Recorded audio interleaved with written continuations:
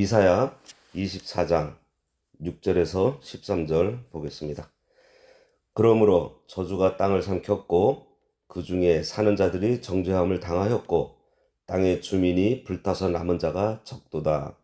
새 포도즙이 슬퍼하고 포도나무가 쇠잔하며 마음이 즐겁던 자가 다 탄식하며 서고치는 기쁨이 그치고 즐거워하는 자의 소리가 끊어지고 수금 타는 기쁨이 그쳤으며 노래하면서 포도주를 마시지 못하고 독주는 그 마시는 자에게 쓰게 될 것이라. 약탈을 당한 성읍이 허물어지고 집마다 닫혀서 들어가는 자가 없으며 포도주가 없으므로 거리에서 부르짖으며 모든 즐거움이 사라졌으며 땅의 기쁨이 소멸되었도다. 성읍이 황무하고 성문이 파괴되었느니라. 세계 민족 중에 이러한 일이 있으리니 곧 감람나무를 흠듬 갖고 포도를 거둔 후에 그 남은 것을 주음 같을 것이니라. 오늘 말씀의 제목은 범죄한 세상이 받을 심판입니다. 1에서 5절을 보면서 말세에 하나님께서 땅을 공허하게 하시고 혼돈하게 하여 세상에 기준이 없어져서 바른 판단을 하지 못하는 상태가 되어 죄를 죄가 아니라 하고 죄가 아닌 것을 죄라 하며 백성과 제사장이 같아진다고 했습니다.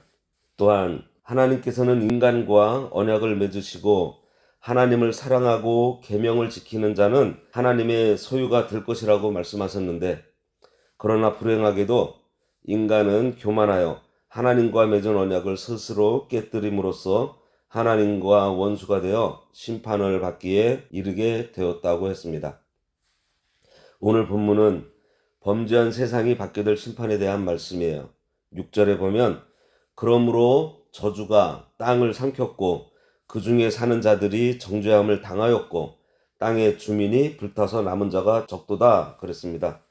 하나님과의 언약을 깨뜨리고 하나님의 율례를 범한 세상에 내리는 여호와의 심판의 양상들과 그 첫 번째 결과입니다.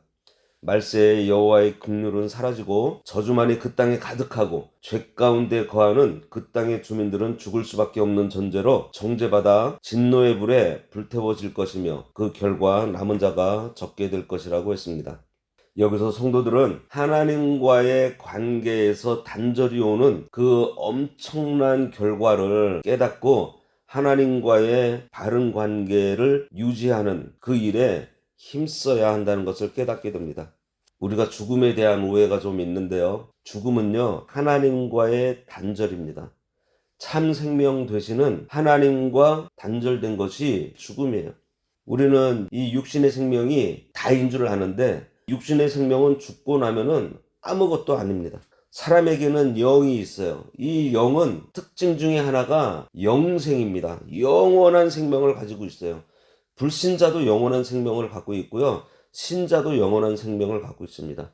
말세가 돼서 하나님께서 백보자 심판을 하신 후에 불신자들은 그 영원한 생명으로 저 지옥에 가서 불 가운데서 평생을 사는 거예요. 영생을 하는 거예요. 성도들은 이 영생을 가지고 하나님과 함께 영화를 누리면서 사는 것입니다. 영원한 생명은 모두가 다 가지고 있어요. 그래서 불신자와 신자의 차이는 하나님과의 관계를 회복했느냐, 이것이 중요한 것입니다. 여기에 정죄당하여 주민이 불에 타서 죽고 남은 자가 적게 된다고 했습니다. 이것은 말세에 전쟁 등의 큰 환란으로 온 세계가 불에 타서 많은 사람들이 죽어 사람이 희소해질 것을 말하고 있어요. 7절에 새 포도즙이 슬퍼하고 포도나무가 쇠잔하며 마음이 즐겁던 자가 다 탄식하며, 7절에서부터 9절까지는 하나님의 심판에 대한 두 번째 결과입니다. 하나님의 심판으로 땅이 황폐해져서 소출이 없음으로 인하여 연회가 사라질 것을 말하고 있어요. 이것은 달리 말하면 세상에 기쁨이 없어지게 될 것을 의미합니다. 쾌락 중심으로 살던 이들에게 그 쾌락으로 살던 것들을 다 잃게 되어버린다는 거예요. 오늘날 세상에 얼마나 쾌락이 가득한지 모릅니다.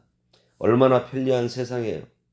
그런데 이 쾌락이 모두 탄식으로 바뀌게 될 것이라고 말씀하고 있습니다.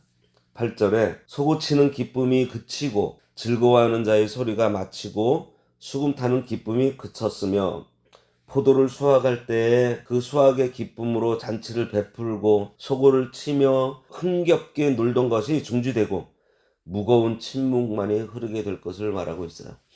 유대 사람들은 추수를 마치고는 소고를 치고 수금을 타며 기뻐했던 것 같습니다.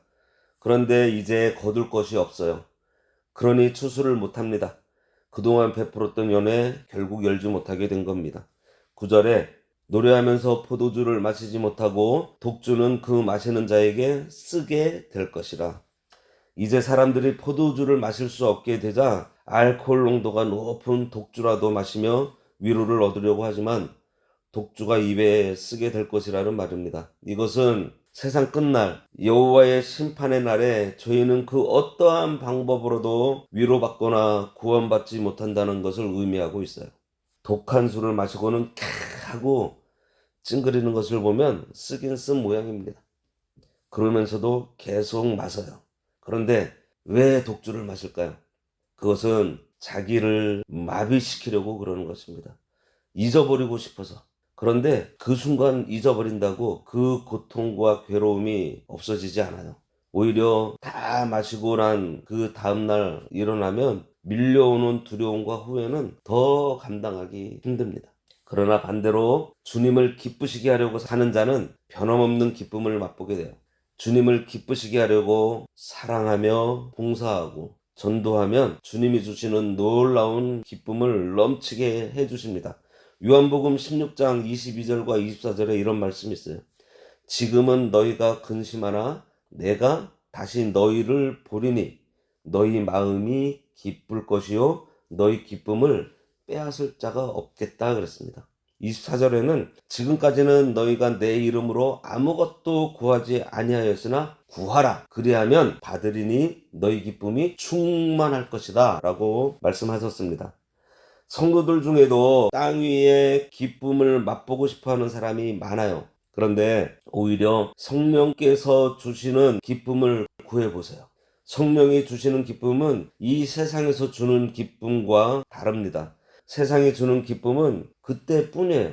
한순간입니다. 그리고 이어서 후회가 따라와요. 그런데 성령께서 주시는 기쁨은 넘치고 흘러서 어느 누구도 빼앗아가지 못한다고 했습니다. 그런 기쁨이 우리들에게 있기를 간절히 바랍니다. 앞에서 말씀드렸잖아요. 마태복음 16장 24절 내 이름으로 구하라. 그러면 받을 것이니 그 기쁨이 충만할 것이라고 말씀해 주셨잖아요. 구하세요. 그 기쁨을. 10절에 약탈을 당한 성읍이 허물어지고 집마다 닫혀서 들어가는 자가 없으며 10절에서부터 12절까지는 하나님의 심판에 대한 세 번째 결과를 언급하고 있습니다. 성읍이 약탈과 파괴당할 것을 예언하고 있어요. 이렇게 함으로써 이사야는 심판의 비참한 결과에 대해서 보다 구체적인 상황을 전달하고 있습니다. 물론 여기에 언급된 성읍이 어느 특정 성읍을 가리키는 것은 아니에요. 여기에 나타난 심판의 비참함은 이미 약탈당해서 고통을 겪고 있는 성읍에 계속 이어지는 심판으로 인해 완전히 허물어지게 될 것을 말하고 그 성읍에 거하던 모든 이들이 자신의 집을 걸어 잠그고 그 성을 떠나 피난길에 오르게 될 것을 말하고 있습니다. 이것은 하나님의 심판이 아주 철저하게 임해서 인생이 자기의 안식처를 아무리 잘 만들어도 그 안식처에 머물지 못하게 된다는 것을 보여주고 있습니다. 11절, 12절 보겠습니다. 포도주가 없으므로 거리에 부르짖으며 모든 즐거움이 사라졌으며 땅의 기쁨이 소멸되었도다. 성읍이 황무하고 성문이 파괴되었다 그랬습니다. 여기서 포도주는 모든 식량을 대표하고 있습니다. 따라서 본문은 말세의 약탈로 인해 성읍에 먹을 것이 남지 않게 되자 사람들이 배고픔을 이기지 못해 거리로 나와서 먹을 것을 구하기 위해서 애쓰게 될 것이고요. 이로 인해 모든 기쁨과 즐거움이 완전히 사라지게 될 것이라고 말합니다. 하나님을 떠난 성읍이 하나님의 심판으로 성문이 파괴되고 황무하게 될 것을 예언하고 있어요.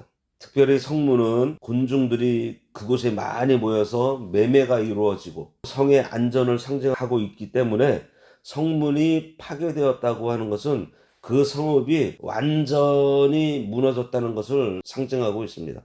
이렇게 모든 것이 파괴되므로 인생들이 머물 곳이 없게 되었다는 거예요. 이렇게 비참한 심판의 말씀을 계속하고는 마지막으로 소망의 말씀을 하십니다. 13절에 세계 민족 중에 이러한 일이 있으리니 곧 감람나무를 흔든 같고 포도를 거둔 후에 그 남은 것을 주운 같을 것이니라.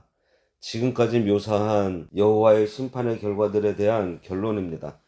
여호와의 철저한 심판이 세계 모든 민족에게 임하여서 추수 때 감람나무를 흔들어 그 열매를 거둘 때 그 나무에 몇 개의 열매가 붙어 있고 또 포도를 다 수확한 후에 가난한 자를 위해 남긴 열매만큼의 적은 숫자의 사람만이 땅에 남게 될 것이라는 말입니다. 이는 최후 심판 때 이 세상의 무수한 사람들 가운데 믿음을 지킨 지극히 적은 소수의 남은 자만이 구원 얻게 될 것을 의미하고 있어요. 대추를 딸 때 보면 멍석을 깔아놓고 장대로 때려서 따는데 아무리 알뜰하게 따도 나무 끝에는 몇 개 남아 있습니다. 감람나무라는 올리브 나무도 마찬가지예요. 감나무의 감도 알뜰하게 땄다고 싶어도 몇 개는 남아요. 새들에게 주려고 남겨놓았다 이런 말도 하죠. 그것처럼 드물게 하나님의 은총 입은 남은 자들이 있다는 것입니다. 우리가 그 무리 가운데 내가 있어야 하지 않겠습니까? 말세를 대비하는 하나님의 사람이 되어야 되겠습니다. 말세의 특징이 혼돈이라고 했어요. 그런 혼돈스러운 때에 혼돈된 가운데 있지 않으려면 진리의 길을 가야만 합니다. 하나님의 말씀이 기준이 되어 말씀에 붙들려 있어야 돼요. 지난 시간에도 보았듯이 심판의 원인이 언약을 깨뜨렸기 때문이라고 했습니다. 그러니 언약의 말씀, 복음을 굳게 믿고 주님의 뜻대로 순종하며 자기 자신을 들여 희생하면 하나님께서 우리의 심령을 붙들어 주시고 우리가 이 땅 위에서 살아갈 때에 큰 기쁨으로 함께 해 주실 것입니다. 그리고 그런 자를 마지막 날에 남은 자가 되게 하신다는 사실을 기억하시기 바랍니다. 그래서 우리 모두 남은 자가 되어 마지막 때에 주의 일에 쓰임받는 길을 걷게 되기를 진심으로 바랍니다. 기도하겠습니다. 하나님 아버지 은혜를 감사합니다. 말세가 되면 공허해지고 혼돈해지고 혼탁해져서 판단하지 못하게 되고 성읍은 파괴되고 땅은 저주받아 먹을 것을 내지 못하여 그동안 즐기던 쾌락이 끊어지게 되고 성문은 불타 다 없어져서 이제 결국 하나님의 심판을 받게 되었을 때 나뭇가지에 남아있는 열매들처럼 남은 자를 두신다고 하셨는데 그러한 남은 자의 자리에 우리가 있어야겠사오니 저희들 이 세상 살아가는 동안 하나님 말씀에 굳게 붙들려서 주님만 바라보며 살아갈 수 있도록 우리들의 믿음을 굳게 하여 주시옵소서. 예수님의 이름으로 기도드리옵나이다. 아멘. 하늘에 계신 우리 아버지여, 이름이 거룩히 여김을 받으시오며 나라가 임하시오며 뜻이 하늘에서 이루어진 것 같이 땅에서도 이루어지이다. 오늘날 우리에게 일용할 양식을 주옵시고 우리가 우리에게 죄 지은 자를 사하여 준 것 같이 우리 죄를 사하여 주옵시고 우리를 시험에 들게 하지 마옵시고 다만 악에서 구하옵소서. 대개의 나라와 권세와 영광이 아버지께 영원히 있사옵나이다. 아멘. 하늘에 계신 우리 아버지여, 이름이 거룩히 여김을 받으시오며 나라가 임하시오며 뜻이 하늘에서 이루어진 것 같이 땅에서도 이루어지이다. 오늘날 우리에게 일용할 양식을 주옵시고 우리가 우리에게 죄 지은 자를 사하여 준 것 같이 우리 죄를 사하여 주옵시고 우리를 시험에 들게 하지 마옵시고 다만 악에서 구하옵소서. 대개 나라와 권세와 영광이 아버지께 영원히 있사옵나이다. 아멘.